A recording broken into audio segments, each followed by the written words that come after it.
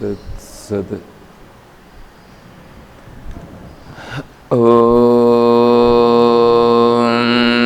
శ్రీ గురుభ్యో నమః. ఓం సదాశివసమారంభాం శంకరాచార్యమధ్యమాం తత్వవిదానందపర్యంతం వందే గురుపరంపరాం.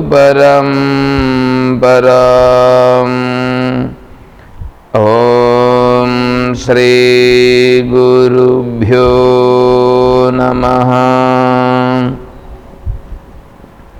పూజ్య గురుదేవులు తత్వవిదానంద సరస్వతి స్వాముల వారి దివ్యచరణారవిందములకు ప్రణమిల్లుతూ పరిపూర్ణ పరబ్రహ్మస్వరూపులకు ప్రియాత్మ బంధువులారా, ఓం శ్రీ గురుభ్యో నమః.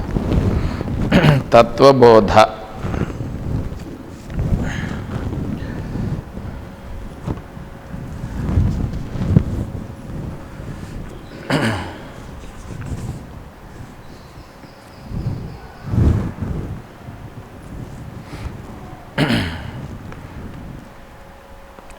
ఆత్మా కః?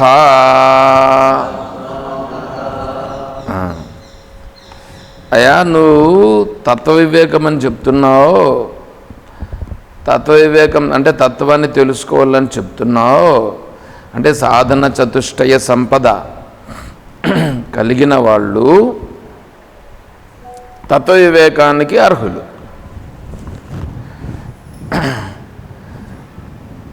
అంటే ఇప్పుడు శ్రవణము అని చెప్పాను కదా నేను. శ్రవణం అన్నప్పుడు ఏంటంటే శ్రవణం ఎందుకు చేయాలి అనేటువంటిది ఒక విషయం.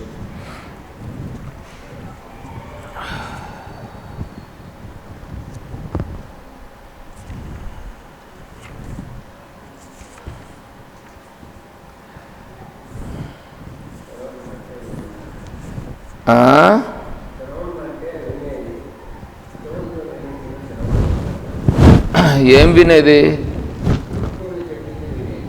అదే మీరు ఇట్లాంటివి అడుగుతారనే, మీరు ఇట్లాంటివి అనుకుంటారని నేను చెప్తా ఉండేది. వేరే వాళ్ళు చెప్తారండి. ఏం చెప్తారు? అయ్యా, ఈరోజు పెళ్ళి ఉండదు, పదాంరా. అది కూడా ఉంటావుగా, అది కూడా శ్రవణమే కదా. ఇప్పుడు ఈడంటే అంటే ఇది కూడా శ్రవణమే కదా. ఏం శ్రవణం అంటే ఏంది? శ్రవణం అంటే అదా ఇదా ఏంది? అదంతా శ్రవణం కాదు. అదంతా బంధములో పడవేసేది. అది అదంతా ఏమిటి? బంధంలో పడేస్తుందా లేదా నిన్ను మోక్షానికి తీసుకుపోతుందా? కిం తద్బ్రహ్మ కిం అధ్యాత్మం కిం కర్మ. కిం కర్మ అని అడిగినాడు కదా అక్కడ. కిం కర్మ. కర్మ అంటే ఏమి?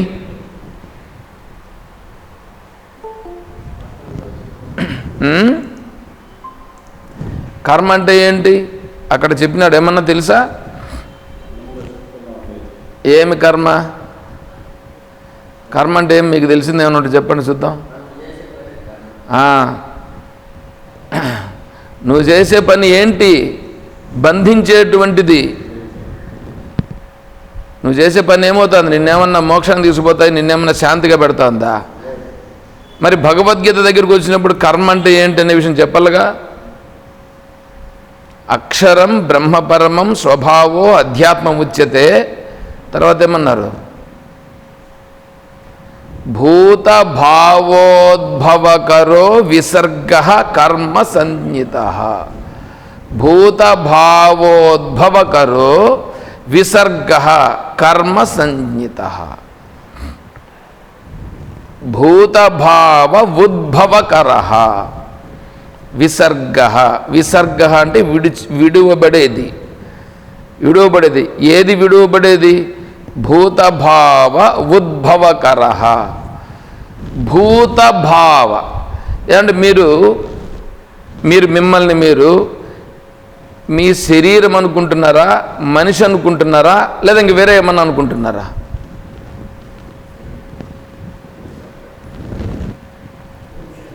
మీరు మనిషి అనుకుంటున్నారుగా, శరీరం అనుకుంటున్నారుగా.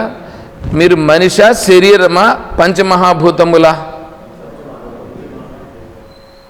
ఎంత తేడా వచ్చేసింది. మీరు పంచమహాభూతములని ఇప్పుడే చెప్తున్నారు. పంచమహాభూతములుగా మీరు ఉండగలుగుతున్నారా? పంచమహాభూతములు ఇంకా కొద్దిగా లోపలికి వెళ్ళాల్సి వస్తుంది. సరే, ఈ పంచమహాభూతములు అయినటువంటిది కదా ఇది పంచమహాభూతములని చూడాలనంటే పంచమహాభూతములు చూసేవాడు కదా వెనకాల ఉంది కదా చెప్తాడు. అంటే మీరు అది అంటే మీరు ఈ శరీరము నేను కాదు, ఈ శరీరం నేను కాదు, ఇది పంచమహాభూతాలప్ప అని చూడగలిగే మార్గములో నిన్ను తీసుకువెళ్ళేదేది ఉందో అది కర్మ.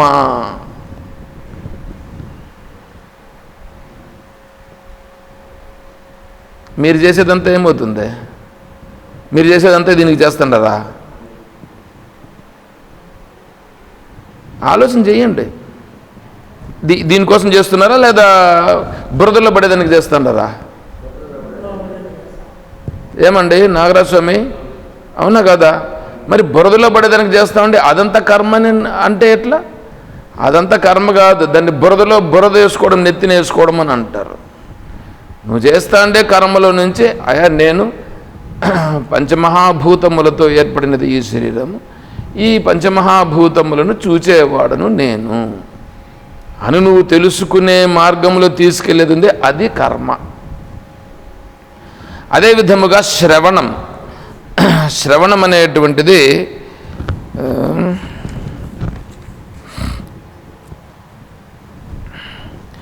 బ్రహ్మజ్ఞానమునకు సాక్షాత్ సాధనమగుటచే వేదాంత శాస్త్ర శ్రవణము అంగి. ఈ శ్రవణ రూపాంగికి పూర్వము విధించబడి ఉన్న సాధన చతుష్టయ సంపత్తి స్వరూపోపకార్యాంగము. ఇప్పుడు శ్రవణ మాత్రేణ భాగవతము శుకమహర్షుల వారు చెప్పగా పరీక్షిత్ మహారాజు గారు శ్రవణం చేశారు.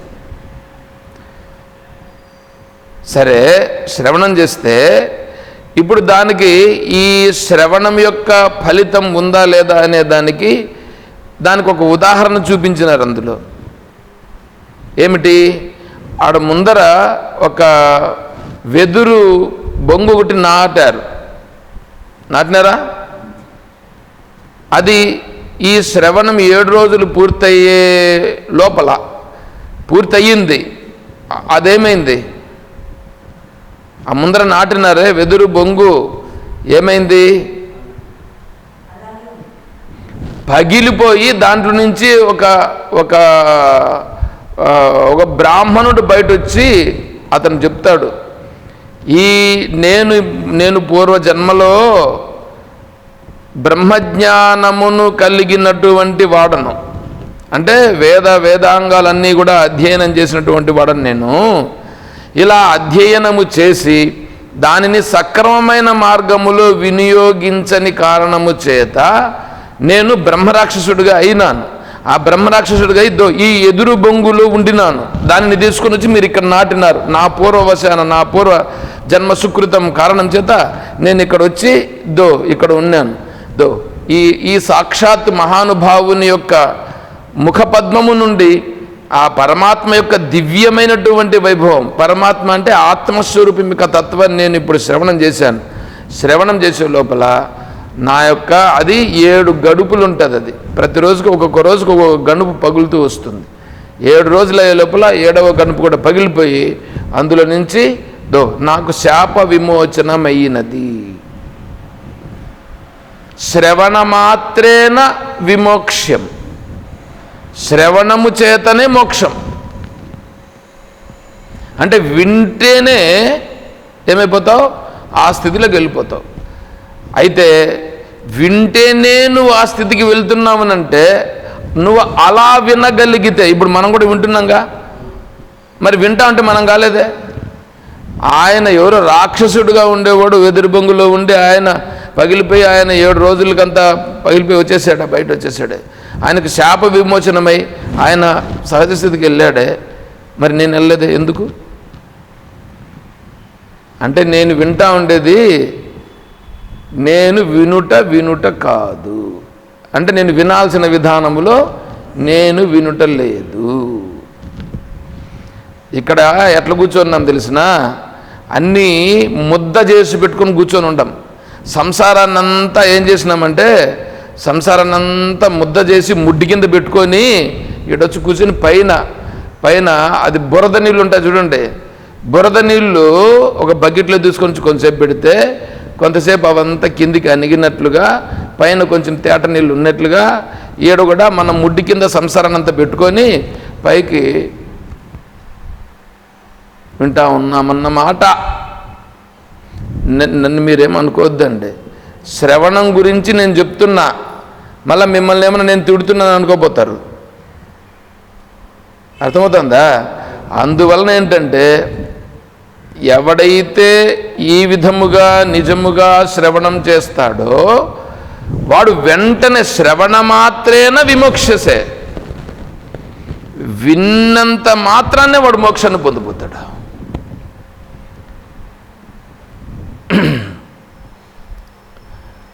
ఆత్మా వారే ద్రష్టవ్య శ్రోతవ్యో మంతవ్యో నిధిధ్యాసితవ్య. ఆత్మతత్వమును ద్రష్టవ్య, ఆత్మ శ్రోతవ్యో మంతవ్యో నిధిధ్యాసితవ్య. మొట్టమొదట ద్రష్టవ్య అంటే ఆత్మస్వరూపమని నువ్వు ద్రష్టవ్య చూడు. దీన్నంతా ఈశ్వర స్వరూపంగా చూడు. ఈశ్వర స్వరూపంగా చూస్తున్నావా, లేకపోతే అది తలుపని, అది చెట్టని, వీడు మనిషి అని, వీడు పలానా జాతోడని, వీడు పలానోళ్ళని, ఇది పనికిరాందని, ఇది పనికొచ్చేదని ఈ దృష్టితో చూస్తున్నావా? చూసుకో. ముందు ఈశ్వర దృష్టి తెచ్చుకోవయ్యా. ఉపనిషత్తు చెప్తున్నటువంటిది బృహదారణ్యకోపనిషత్తు. మొట్టమొదట ఈశ్వర భావనతో చూడు. ఇదంతా ఎవరి వలన నిలబడి ఉంది? ఈశ్వరుని యొక్క ప్రభావము చేత నిలబడి ఉన్నది. అంతా ఈశ్వరుడే. అంతా ఈశ్వరుడు అంటారు. ఎట్లా అంటే, మళ్ళీ దాన్ని ఏమైనా వివరించాలనా? మట్టియే కుండగా ఉంది, అవునా? మట్టియే కుండ. మట్టే కుండ? మట్టి. సరే, మట్టి కుండగా అయ్యింది కదా అనేటువంటిది ఒకటి. అయ్యా, మట్టి కొండగా అయ్యిందా, లేదా వీడు అట్లా వీడికి సరిపోయే షేప్ కోసం వీడు చేసుకున్నాడా? వీడికి సరిపోయే దానికోసం దాన్ని ఉపయోగించుకున్నాడు, అంతేనా? వీడికి సరిపోయేదానికి ఉపయోగించుకున్నాడే కానీ ఆడేమన్నా వీడికి సరిపోయేదాన్ని చేసుకుంటే అదేమన్నా మార్పు వచ్చిందా? వీడికి సరిపోయే షేప్ వీడు చేసుకున్నాడు, దానికి వీడు పేరు పెట్టుకున్నాడు. కానీ ఆడుండేది ఏంటి? ఆడుండేది మట్టియే, అవునా? వీడు షేప్ చేసుకున్నాడు, వీడు పేరు పెట్టినాడు దానికి, అంతేనా? అది ఏ రోజైనా నేను కొండను అని చెప్పిందా? అది కొండని ఒక రోజు కూడా చెప్పలేదయ్యా, అవునా? ఇప్పుడు మీ శరీరం ఉంది, ఏ రోజైనా మీ శరీరము నేను శరీరం అని మీకు చెప్పిందా? ఆ కొండ ఎంతో మీ శరీరం కూడా అంతేగా, అవునా? ఇప్పుడు కొండ అని అన్నది చేసినవాడు ఒక పేరు పెట్టాడా మనసుతో? ఇప్పుడు ఈ శరీరం ఉంటే ఈ శరీరం అనే కొండకు కూడా నేను అని పేరు పెట్టినావా? ఇది నాది అని పేరు పెట్టినావా? కొండ ఎప్పుడైనా నీది నేను అని చెప్పిందా? ఈ శరీరం ఎప్పుడైనా నీది నేను అని చెప్పిందా? కుండను ఎంతసేపు పోలుస్తున్నామంటే ఊరికే కుండ కుండ కుండ అంటారు వేదాంతులు. ఎంతసేపు కుండని, బంగారాన్ని, రజ్జు, సర్పము, శుక్తి, రజతము ఇవే మాట్లాడుతుంటారు. ఎందుకంటే ఉదాహరణ అర్థం కావాలి కాబట్టి. ఇప్పుడు కొండ అనేటువంటిది నువ్వు చేసుకున్నావు, నువ్వు పేరు పెట్టుకున్నావు, అంతేగాని మట్టి ఏమీ కొండగా కాలా. సరే, మట్టి నీకు సహకరించింది, నువ్వు ఎట్లా కావాలనుకుంటే అట్లా ఉపయోగించుకొని అది సహకరించింది. ఇప్పుడు మట్టి ఉందే, మట్టి ఈశ్వరుని యొక్క వైభవం. మట్టి ఈశ్వరుని వైభవం కదా. అలాగే ఈ శరీరం కూడా ఈశ్వరుని వైభవం. ఈ శరీరం కూడా ఈశ్వర వైభవం వచ్చింది. చెట్లున్నాయి, చెట్లన్నీ ఈశ్వర వైభవాలు. అన్ని సకల జీవులు ఈశ్వర వైభవం. అంటే ఈశ్వరుని యొక్క వైభవం ఇక్కడ ప్రకటింపబడుతూ ఉంది. అంతేనా లేదా? ఈ శరీరం కూడా ఇక్కడ ప్రకటింపబడింది. నువ్వు ప్రకటించుకున్నావా లేదా అది ఈశ్వర వైభవం వలన వచ్చిందా? ఈశ్వర వైభవం వలన ప్రకటింపబడింది. అప్పుడు ఈశ్వర వైభవాన్ని చూడాలనా లేదా నాది నేను అని చూడాలనా? అది నువ్వు చూస్తే నువ్వే జ్ఞాని. ఎవడు చూస్తే వాడు జ్ఞాని, చూడకపోతే అజ్ఞాని. అంతే. దాంట్లో జ్ఞానిగా ఉండేవాడని ఎందుకు అనుకోవాలా? వాడుగుడో కాదు, నేను చూస్తే నేనే జ్ఞాని. ఓయమ్మా నేను జ్ఞాన అనుకోవాల్సిన పనిలే. నేను జ్ఞాని, అవును నేనే జ్ఞాని. జ్ఞాని అంటే ఎవడో అని వాడికేం కొమ్ములేముండవు. అర్థమవుతుందా? కాబట్టి అది చూడ్డం. ఇప్పుడు చెప్పండి, ఇప్పుడు ఉన్నదంతా ఈశ్వరుని వైభవమా లేకపోతే ఎవరన్నా చేసిందా? ఇప్పుడు నువ్వు కుండనంటే నువ్వు చేసావు, కుండను షేప్ నువ్వు చేసుకున్నావు అంతే. కుండను నువ్వు షేప్ చేసుకుంటే కూడా దానికి సహకరించింది మట్టి. అంటే ఈశ్వరుని యొక్క విభూతి నువ్వు ఎట్లా చేసుకుంటానంటే అట్లా సహకరిస్తూ ఉంది. చెట్లున్నాయి, చెట్లు పెట్టుకుంటే పెరుగుతుంది, కొట్టేస్తే పోతుంది. అది కూడా నీకు సహకరిస్తుంది. అంటే ఈశ్వరుని యొక్క వైభవం అంతా నీకు సహకరిస్తుందిగా. మరి సహకరిస్తూ ఉంటే దాన్ని నువ్వు ఈశ్వర వైభవంగా చూడాలి. ఈశ్వర వైభవంగా చూడగలిగితే అప్పుడు నువ్వు ఈశ్వరుణ్ణి ముందు చూస్తున్నావు, ద్రష్టవ్య. ఇప్పుడు నువ్వు శ్రోతవ్య. ఆ ఈశ్వరుడు ఎవరు, ఆ ఈశ్వరుడు ఎట్లున్నాడు అనేది నువ్వు ఇప్పుడు తెలుసుకునేదానికి ఇప్పుడు ప్రయత్నం చేయాలి. ముందు చూడాలా, తర్వాత ఇప్పుడు వినాలా. ఇప్పుడు వినాలా ఎవరిని గురించి? ఈశ్వరుడు ఎలా ఉన్నాడు అనేది ఇప్పుడు విను. ఇప్పుడు వింటే శ్రోతవ్య. వినిన తర్వాత నిలవదు, ఎందుకంటే మళ్ళా దాన్ని వేరే భాగాల మీదుగా చూసుంటావు కాబట్టి. అందుకని ఇప్పుడు మంతవ్య, మననం చెయ్యి. మననం చేసింది కూడా అది బాగా దృఢపడాలంటే ధ్యాతవ్య. ఇప్పుడు ధ్యానం చెయ్యి. ముందు దర్శనం, తర్వాత శ్రవణం, తర్వాత మననం, తర్వాత నిధిధ్యాసనం అంటే ధ్యానం. ఇలా చేస్తే అది దృఢపడుతుంది. మనము సంసారాన్ని చూస్తున్నాం, సంసారాన్ని వింటున్నాం, సంసారాన్ని మననం చేస్తున్నాం, సంసారమే మనసులో కూడా ధ్యానం చేస్తున్నాం. అందువల్ల నీకు నిలిచేదేంది? సంసారం నిలుస్తుంది. నువ్వు బ్రహ్మతత్వాన్ని నువ్వు శ్రవణ మనన నిధిధ్యాసలు చేస్తే బ్రహ్మత్వం నిలుస్తుంది. నువ్వు పెట్టుకోవడం అనేటువంటిది నీ చేతిలో ఉంది. మోక్షం పొందడము నీ చేతిలో ఉంది, బంధం పొందడం నీ చేతిలో ఉంది. మన ఏవ మనుష్యాణం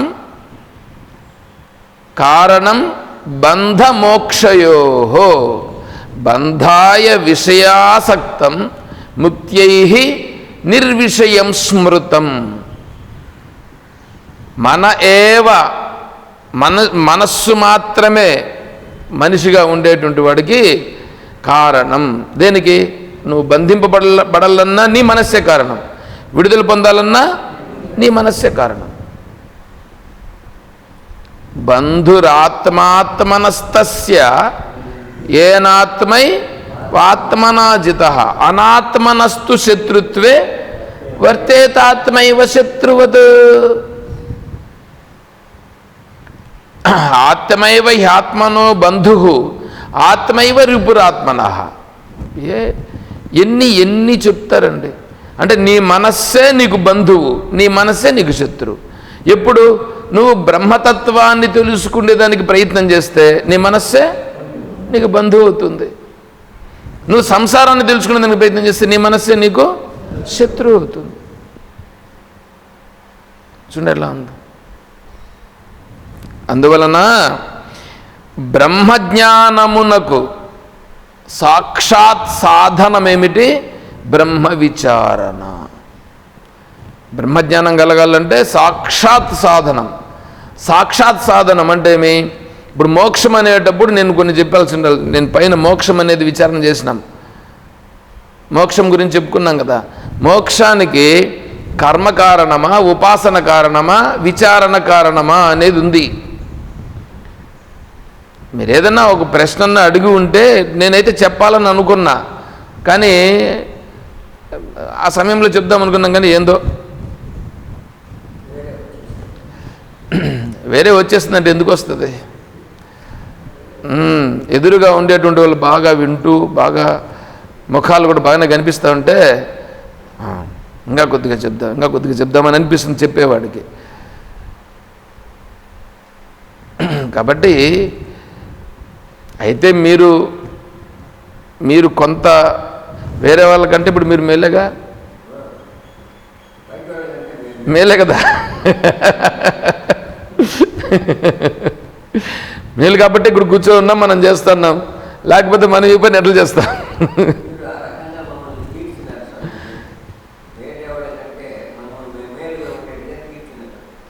మేమేం తెరచలే, మీరు తీర్చుకొని కూర్చొని ఉన్నారు.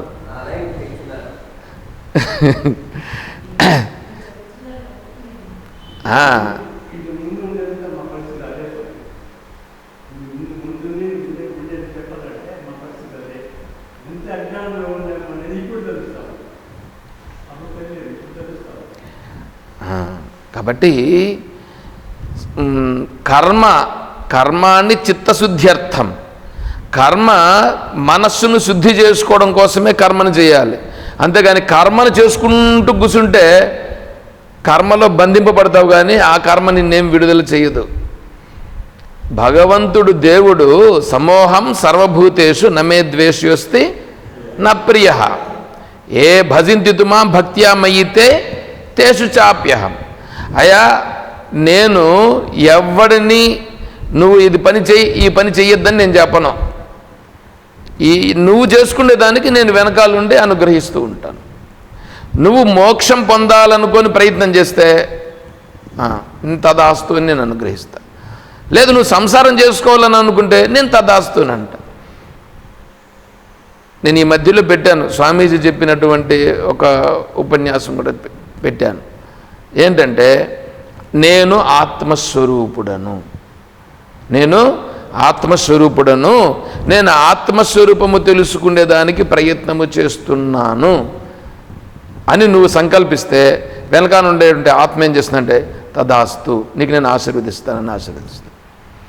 ఏందో నా కర్మ ఇట్లయిపోయింది, ఎంతసేపు నేను ఇట్లాగే ఉంటాను, నాకు ఈ పని ఆ పని అట్ల పడాలా ఈ సంసారమే నాకు తలకాయ నొప్పి అయిపోయింది, ఈ సంసారం ఎప్పుడు పోతుందేమో, ఈ సంసారంలోనే ఉండానే నేను అని అనుకుంటే తదాస్తు, దానికి తదాస్తు, దీనికి తదాస్తు. ఆయన ఆత్మస్వరూపం అనేది వెనకాల ఉండేటువంటిది. దేవుడు ఎవడు అనుకుంటున్నారు? ఎవడో లేడు, పైనుండి నీకెవ్వడు అనుగ్రహించేవాడు లేడు. నీకెవడైనా అనుగ్రహిస్తున్నట్టే నీ ఆత్మస్వరూపమే అనుగ్రహిస్తున్నది. సతయా శ్రద్ధయా యుక్తః తస్యారాధన మీహతే లభతే చ తతః కామాన్ మయైవ విహితాన్ హితాన్.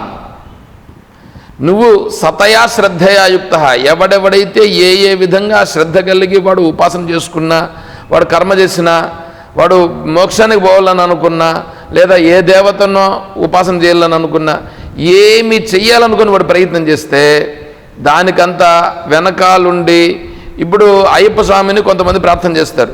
అయ్యప్ప స్వామి రూపంగా ఉండి అనుగ్రహిస్తూ ఉండేది నేనే, ఆత్మస్వరూపం చెప్తా ఉంది. కృష్ణుని ప్రార్థించాడు, కృష్ణుని రూపంగా అనుగ్రహిస్తూ ఉండేది నేనే. రాముని ప్రార్థించాడు, రాముని రూపంగా అనుగ్రహిస్తున్నది నేనే. జీసస్ను ప్రార్థిస్తున్నాడు, జీసస్ రూపంగా ఉండి అనుగ్రహిస్తున్నది కూడా నేనే. నువ్వు అమ్మవారిని ప్రార్థిస్తున్నావు, అమ్మవారి రూపంగా అనుగ్రహిస్తున్నది కూడా నేనే. నువ్వు ఏ రూపంగా అనుకుంటే ఆ రూపంగా అనుగ్రహిస్తున్నది నేనే. మయైవ విహితాన్ హితాన్ 7వ అధ్యాయం ఇంత స్పష్టంగా చెప్పాడు. అంటే ఏమి, నువ్వు ఇప్పుడు అనుకోవడంలో ఉంది, నేను ఆత్మస్వరూపాన్ని తెలుసుకునేదానికి నేను ప్రయత్నం చేస్తాను, తదాస్తు. నేను సంసారంలోనూ పడిపోతూ ఉంటాను, దీంట్లోనే ఇట్లే మగ్గిపోతానేమో, తదాస్తు. ఎందుకు అట్లా అనుకుంటావు? నేను ఇంతవరకు ఎలాగో ఉండినా నాకు అవసరం లేదు, ఇంతవరకు ఉన్నది నేను ఇప్పుడు తెలుసుకుంటున్నా. శరీరంతో ఏమంటే మీరు శరీరం అని అనుకుంటున్నారా? నేను ఆత్మస్వరూపం. మీ మనస్సు కృంగిపోతూ ఉందా? ఈ శరీరం వంగిపోయింది కదా ఇట్లాగా, మీ మనస్సు కూడా ఇట్లా వంగిపోయిందా? మనస్సు వంగిపోలేదుగా. మనస్సు అది నిత్యము కలకల్లాడుతుందా లేదా? మనస్సు ముసలిదైందా? మనస్సు ముసలిది కలదు, ముసలిదైంది శరీరం. శరీరం నేనెందుకు అనుకుంటావు? శరీరమా నేను? శరీరం నేను కాదు, శరీరం నేను కాదు, ఆత్మస్వరూపం నేను, ఆత్మస్వరూపం నేను. మనస్సే ఇంత కలకలానుంటే మరి నేను ఎలా ఉంటాను? చూడండి ఎట్లా ఉంటుంది. అలా అనుకుంటే తదాస్తు. చూడండి, దేన్ని అనుకుంటే దాన్ని అనుగ్రహిస్తుంది. అవును, ఎవరు తదాస్తు అంటుండేది? ఎవరు ఈశ్వరుడు? నేనే, ఆత్మస్వరూపం నేను. అంటే నేనే అనుగ్రహిస్తున్నాను, నేనే అనుగ్రహిస్తున్నాను, నేనే అనుగ్రహిస్తున్నాను. కాబట్టి ఇప్పుడు ఈ మనస్సును అనుగ్రహించాల్సింది నేనే, వేరే ఎవడని అనుగ్రహిస్తున్నాడా? లేదు. కాబట్టి నేను కర్మ చేస్తున్నది దేనికి? నేను మోక్షమును పొందుట కొరకు నేను కర్మ చేస్తున్నాను, ఉపాసన చేస్తున్నాను. జపం దేనికి? మోక్షమును పొందుట కొరకు నేను ఉపాసన చేస్తున్నాను, విచారణ చేస్తున్నాను. దేనికి? నా స్వరూపమును తెలుసుకుని నేను నా స్వరూపంగా ఉండుట కొరకు చేస్తున్నాను. అర్థమైందా ఇది? అందుకోసం చేయాలి. అది బ్రహ్మజ్ఞానమునకు సాక్షాత్ సాధనం శ్రవణం. ఆ శ్రవణమునందు పూర్తిగా నిలవలేని వాడికి, ఆ శ్రవణం చేసేదానికి యోగ్యముగా అయ్యేదానికి, దానికి ముందర సాధన చతుష్టయ సంపద. ఎందుకు చెప్పినాము చూసారు? ఇప్పుడు అర్థమైందా? అంటే సాధన చతుష్టయ సంపద ఉంటే నువ్వు శ్రవణం చేసింది పడుతుంది. నువ్వు శ్రవణం చేస్తే ఆటోమేటిక్గా నీ మనస్సు అంత ఎంతసేపు ఆ విషయములుగానే తిరుగుతూ ఉంటుంది. ఎంతసేపు అదే మననం, అదే నిధిధ్యాసనం జరుగుతుంది. అప్పుడు నువ్వు దాన్ని ధ్యానం చేస్తావు, అదిగా అవుతావు నువ్వు. అది శ్రవణం అంటే. అంతేగాని ఊరికే వినేదంతా శ్రవణం అయితే వినేదంతా ఏం ప్రయోజనం? అది సరే. ఇప్పుడు మనం తెలుసుకోవాల్సింది ఏంటి? ఆత్మ కహ. ఆత్మ అనగా ఏమి? ఆత్మ ఎలా ఉంటుంది? ఎందుకంటే తెలిసే విషయం అయితే చెప్పచ్చు, అది సూక్ష్మమైన విషయం. ఆత్మస్వరూపము చాలా సూక్ష్మం, చాలా సూక్ష్మం. అంటే ఆకాశము కూడా సూక్ష్మం. ఇప్పుడు సూక్ష్మం అంటే ఏమంటే పెద్దది, తెలుసుకునేదానికి వీలు కానిది. భూమి అంతుందండి, చాలా పెద్దది, దాన్నే తెలుసుకునేదానికి వీలు కాదు. మళ్ళీ నీళ్ళు, భూమి కంటే పెద్దది నీళ్ళు, సూక్ష్మమైనది. నీళ్లలో భూమి ఉన్నది, మరి ఆ నీళ్ళు తేజస్సులో ఉన్నది.